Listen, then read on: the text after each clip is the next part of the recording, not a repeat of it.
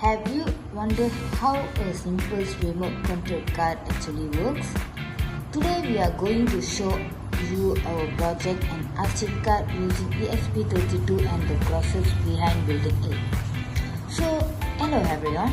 In this video, we will be presenting our RC car project which focus on applying microcontroller and IoT concept into real system.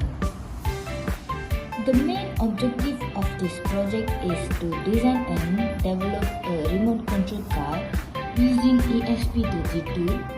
Throughout this project, we aim to understand wireless communication system integration and basic programming in practical way. Now let's take a look at the component used. We used ESP32 as the main controller, a motor driver module to control the motors, DC motors for a movement, battery for a power supply and jumper wires for the connections. In this system, the ESP32 acts as the brain. It sends signals to the motor driver which then control the movement and direction of the motors. All the components are connected based on our circuit design to ensure proper functionality. Next, I want to demonstration, but the problem is my project is a failure. So next, the demonstration of our RC car.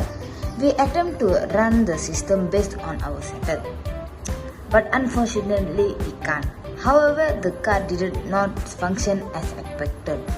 So here the fixing full component fixed RC car of our project.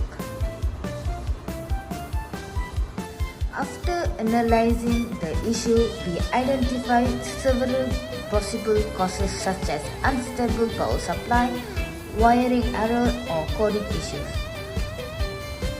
This is the importance of testing and troubleshooting engineering projects. In conclusion, although the project did not achieve the expected result, we successfully understood the system design and integration process. This experience helped us improve our problem solving skills and technical knowledge. Because in engineering, even when the things don't work, we still learn something that works. So that's all. Thank you for watching our video. We hope you learned something from our project. See you in next presentation.